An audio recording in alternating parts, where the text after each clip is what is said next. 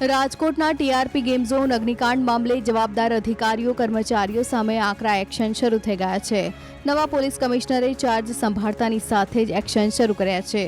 ત્યારે મહાનગરપાલિકાના ચર્ચાસ્પદ town planning officer MD Sagathiya ચર્ચામાં આવ્યા છે। સાથે જ ડેપ્યુટી ચીફ ફાયર ઓફિસર બીજે ઠેબા તથા પીજીવીસીએલના નાના મહુવા સબ ડિવિઝનના ડેપ્યુટી ઇજનેર એસકે ચૌહાણને ક્રાઇમ બ્રાન્ચે ઉપાડી લઈને પૂછપરછ શરૂ કરી હતી। સીટની ટીમ દ્વારા ઉચ્ચ અધિકારીઓની પૂછપરછ કરવામાં આવી હતી। તાજેતરમાં એસીબી દ્વારા ટીપીઓ એમડી સાગઠિયાની સઘન પૂછપરછ કરવામાં આવી હતી। રાજકોટ મહાનગરપાલિકામાં એક જ જગ્યાએ નોકરી કરતા ટીપીઓ સાગઠિયાની કરોડોની મિલકત હોવાનો ઘટસ્ફોટ થયો છે। એમડી સાગઠિયાની રાજકોટ ગોંડલ ચોકડી તેમજ વીરપુરમાં અનેક જગ્યાએ પ્રોપર્ટી હોવાનો ખુલાસો થયો છે। જેતપુર રાજકોટ નેશનલ હાઈવે ચરખડી પાસે વિશાળ જગ્યામાં આધુનિક સુવિધાવાળું ફાર્મ હાઉસ પણ મળ્યું છે। આ ઉપરાંત સાગઠિયાની અનેક જગ્યાએ જમીનો, પેટ્રોલ પંપ અને બંગલા હોવાનું પણ અનુમાન લગાવવામાં આવ્યું છે। એસીબી દ્વારા એમડી સાગઠિયાની રાજકોટ સહિત તમામ જગ્યાએ મિલકતની તપાસ શરૂ કરાઈ છે। 50,000થી 60,000 પગારદાર પાસે આટલી સંપત્તિ ક્યાંથી આવી તે એક મોટો સવાલ છે। એસીબી દ્વારા સઘન તપાસ કરવામાં આવે તો અનેક બેનામી વ્યવહાર મળી શકે તેમ છે અને અનેક પોલ ખુલી શકે છે। ઉલ્લેખનીય છે કે ગેરકાયદે ટીઆરપી ગેમ ઝોનને મંજૂરી આપવામાં ટીપીઓ સાગઠિયા તેમજ ડેપ્યુટી ચીફ ફાયર ઓફિસર બીજે ઠેબાની ભૂમિકા હોવાનું એસઆઈટીની તપાસમાં બહાર આવ્યું છે।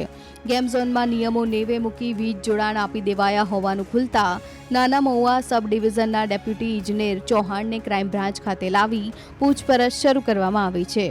આ તરફ ક્રાઇમ બ્રાન્ચ દ્વારા ગેમ ઝોનના બેંક ખાતાની પણ તપાસ હાથ ધરવામાં આવી છે। ગેમ ઝોન ખાતે ઓનલાઈન માધ્યમથી કયા ખાતામાં નાણાકીય વ્યવહાર કરવામાં આવતો હતો તે અંગેની જાણકારી મેળવવામાં આવશે। સાથે જ ગેમ ઝોનના ભાગીદારો અને મહાનગરપાલિકાના અધિકારીઓ વચ્ચે આર્થિક લેણદેણ થઈ હતી કે કેમ તે અંગે તપાસ હાથ ધરવામાં આવશે। ઉલ્લેખનીય છે કે તંત્રની મિલીભગત અને બેદરકારીને કારણે નાના મહુવા વિસ્તારમાં આવેલા ટીઆરપી ગેમ ઝોનમાં આગ લાગવાનો બનાવ બન્યો હતો, જેમાં 27 લોકોના મૃત્યુ થયા હતા।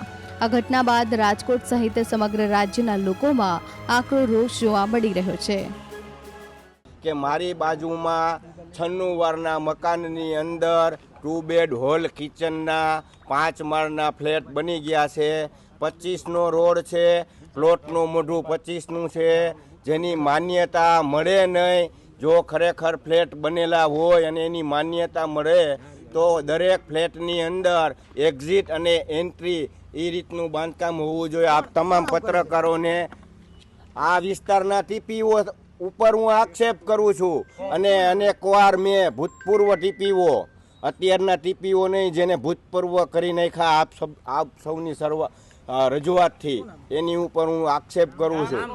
સાગઠિયા સાહેબ છે અને વહીવટ તો કેટલાય કર્યા હોય એવા નજર સમક્ષ આવે છે ભાઈ। અત્યારે તમને કઈ રીતના હેરાન કર્યા? મારા માતા પિતા 80 વર્ષના સિનિયર સિટીઝન છે, તેમને ગુજરાત ગૌરવ પુરસ્કાર નાટ્ય ક્ષેત્રે મળેલો છે। રાષ્ટ્રપતિ ભવનમાં બોલાવી એમનું રાષ્ટ્રપતિના હાથે સન્માન થયેલું છે। આદરણીય નરેન્દ્ર મોદી જ્યારે ગુજરાતના મુખ્યમંત્રી હતા ત્યારે પણ તેમનું સન્માન થયેલું છે। એવા સિનિયર સિટીઝનોને માનસિક ત્રાસ આપેલો છે અને અંતે અમારે એમની એમ કહેવું પડ્યું હતું કે હવે તમે અમારું મકાન પચાવી પાડવા માટે જે ત્રાસ આપો છો ને એમાં અમે અમારો આખો પરિવાર આત્મવિલોપન કરશું। ત્યારે અમને આ ત્રાસ દેવાનો બંધ કર્યો। આ 6 વર્ષ દિવસ પહેલાની ઘટના છે। ત્રાસ એટલે એક જ દિવાલે બાંધકામ ચાલતું હોય તો તમે વિચાર કરી લ્યો શું હોય। કારણ કે મારું મકાન રોડ ઉપરનું મોઢું હતું અને એને જે મકાન લીધો ને એ બાજુનું હતું, એને એમ હતું કે આ લોકોને દબાવીને પડાવી લેશું। કે મારી બાજુમાં 96 વારના મકાનની અંદર 2 બેડ હોલ કિચનના 5 માળના ફ્લેટ બની ગયા છે। 25નો રોડ છે, પ્લોટનું મોઢું 25નું છે, જેની માન્યતા મળે નહીં।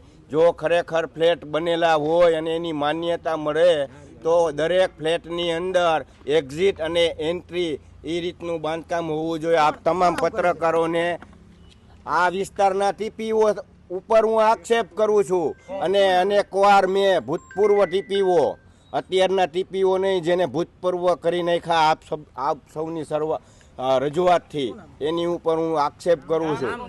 સાગઠિયા સાહેબ છે અને વહીવટ તો કેટલાય કર્યા હોય એવા નજર સમક્ષ આવે છે ભાઈ. અત્યારે તમને કઈ રીતના હેરાન કરી રહ્યા મારા માતા પિતા 80 વર્ષના સિનિયર સિટીઝન છે.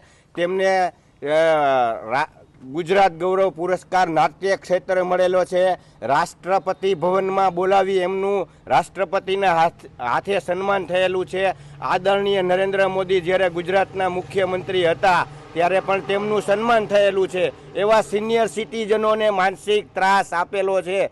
અને અંતે અમારે એમને એમ કહેવું પડ્યું હતું કે હવે તમે અમારું મકાન પચાવી પાડવા માટે જે ત્રાસ આપો છો ને એમાં અમે અમારો આખો પરિવાર આત્મવિલોપન કરશું. ત્યારે અમને આ ત્રાસ દેવાનો બંધ કર્યો. કઈ વર્ષની ઘટના છે, ક્યારની છે? આ 6 વર્ષ દિવસ પહેલાની ઘટના છે. કયા પ્રકારનો ત્રાસ અપાતો હતો તમારે? ત્રાસ એટલે એક જ દિવાલે બાંધકામ ચાલતું હોય તો તમે વિચાર કરી લ્યો શું હોય. કારણ કે મારું મકાન રોડ ઉપરનું મોઢું હતું અને એને જે મકાન લીધો ને એ બાજુનું હતું. એને એમ હતું કે આ લોકોને દબાવીને પડાવી લેશું.